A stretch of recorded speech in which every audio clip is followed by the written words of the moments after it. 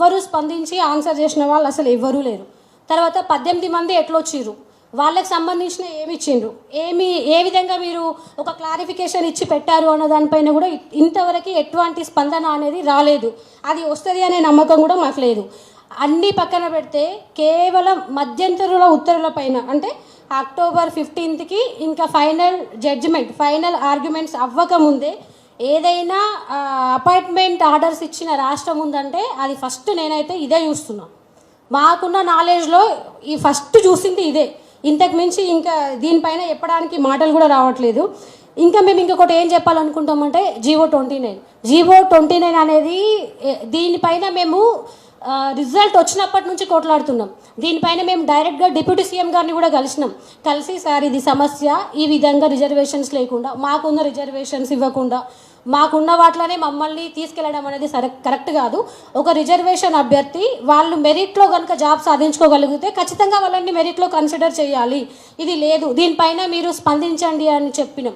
తర్వాత మేము చాలాసార్లు ఆయనను కలవడానికి ట్రై చేయడం జరిగింది. సరే నేను చూస్తా, నేను జిఐడి వాళ్ళని అడుగుతాను, నేను దీనిపైన ఒక వివరణ ఇస్తా అన్నారు. కానీ ఈ రోజు వరకు అసలు జీవో 29 ఎందుకు వచ్చింది, ఎవరి ద్వారా వచ్చింది, ఎవరికి ఉద్యోగాలు ఇవ్వడం కోసం వచ్చింది, ఇది చెప్పడానికి అసలు ఏ కాంగ్రెస్ వాళ్ళకి కూడా నేను అడుగుతున్నా. ఈరోజు చెప్పగలరా ఎవరన్నా? కాంగ్రెస్ వాళ్ళలో చాలామంది దళితులు ఉన్నారు, ఎస్సీ ఎస్టీ నుంచి వచ్చి ఎంపీలు ఎమ్మెల్యేలు అయిన వాళ్ళు ఉన్నారు. మీ జాతికి అన్యాయం చేస్తుంటే మీరు అక్కడ కూర్చొని మీ పదవులు ఉంటే ఎంత పోతే ఎంత అంటే ఇక్కడ బడుగు బలహీన వర్గాలకు చెందిన వాళ్ళు అవ్వద్దా, గ్రూప్ 1 ఆఫీసర్లు అవ్వద్దా, వాళ్ళు నెక్స్ట్ ఐఏఎస్లోకి వెళ్ళొద్దా, డిఎస్పీ నుంచి ఐపీఎస్లోకి వెళ్ళొద్దా? గ్రూప్ 1 క్యాడర్ పోస్టులు అనేవి వీళ్ళు కంఫర్ట్ ఐఏఎస్లు అవుతారు. మరి మీరు ఇక్కడ ఉన్న ఎంపీ ఎమ్మెల్యేలు అందరికీ నేను ఇక్కడ ఈ ప్రెస్ క్లబ్ నుంచి నేను క్వశ్చన్ చేస్తున్నా, మీరు ఏం చేస్తున్నారు అంటే మీ ఎమ్మెల్యే సీట్లను కాపాడుకోవడానికే మీరు ఉన్నారా? ఉంటే కరెక్ట్గా చెప్పేసేయండి, బయటకు వచ్చి చెప్పండి. రేపటి నుంచి మేము గనక జీవో 29 పైన ఎవరైతే నష్టపోయినరో ఆ అభ్యర్థులు అందరూ మేము తలుచుకుంటే ఒక్క ఎమ్మెల్యే కూడా తిరగలేడు మీ కాన్స్టిట్యున్సీలో. బరాబర్ చెప్తున్నాం, బరాబర్ అడుగుతాం, బరాబర్ ప్రశ్నిస్తాం. మీరు ఎవరు కూడా తిరగలేరు, తిరగనివ్వం కూడా. ఒకవేళ మేము మా పేరెంట్స్ వచ్చి ప్రెస్ మీట్ పెట్టాలనుకుంటే హైదరాబాద్లో ఉన్న ఏ యూనివర్సిటీలు సరిపోవు మేము తీసుకురావాలనుకుంటే. మీరు అది చెయ్యకుండా మిగతా అన్నీ ఏమేమో చేస్తున్నారు. ఏం చేసినా మాకు ఒక ఉద్యమ స్ఫూర్తి ఉంది. తెలంగాణ ఉద్యమమే గ్రూప్ 1 ఉద్యమానికి స్ఫూర్తి. ఈ ఉద్యమం ఎక్కడ ఆగదు. జీవో 29 రద్దు చేసే వరకు మేము అసలు దీని మీద పోరాటం అనేది ఆపము. ఇంకొకటి ఏంటి అని అంటే ప్రతి ఒక్కరు కూడా ఒకటి అర్థం చేసుకోవాలి. ఈరోజు ఒక సింగిల్ బెంచ్కి ఒక అఫిడవిట్ వెళ్తుంది, ఒక కేసు వేస్తున్నాము అంటే దాన్ని అనగదొక్కదానికి పెద్ద పెద్ద లాయర్లను అందరినీ పట్టుకొచ్చి పెట్టి మీరు ఎట్లయినా సరే గవర్నమెంట్ పంతం నెగ్గించుకోవాలని చూస్తుంది.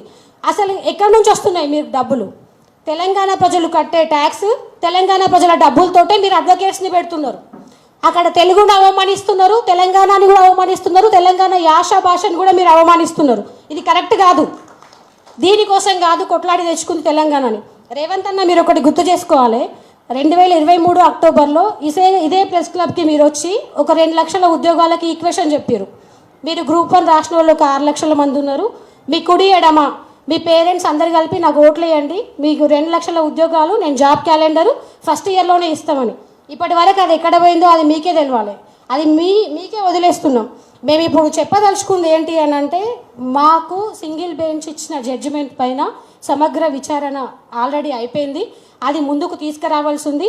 తప్పకుండా దానిపైన ఏ విధంగా అయితే న్యాయంగా ఉందో ఆ న్యాయాన్ని అమలు చేసి రీమెయిన్స్ రీవాల్యుయేషన్ ఏది మీరు నిర్ణయం తీసుకుంటారో అది చెప్పండి. సుప్రీంకోర్టు కూడా చెప్పింది నిన్న ఇప్పుడు ఇచ్చినటువంటి అపాయింట్మెంట్స్కి హక్కులు అనేవి లేవు అని. మరి మేము ర్యాంకర్స్ని ఏమనట్లేదు, మాకు అసలు వేరే వాళ్ళని అనే ఉద్దేశం లేదు.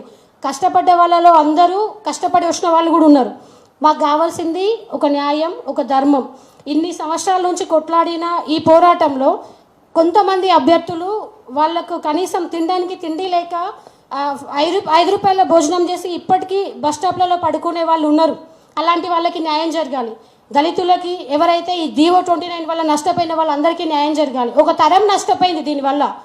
జీవో 29 వల్ల ఒక తరం నష్టపోతుంది. దాన్ని మేము వ్యతిరేకిస్తున్నాం. దయచేసి దీనిపైన ప్రతిపక్షాలు అందరూ కూడా ఈ జీవో 29 పైన మాట్లాడతారని, ఎవరైతే నష్టపోయిన అభ్యర్థులకి అండగా ఉంటారని మేము కోరుకుంటున్నాము.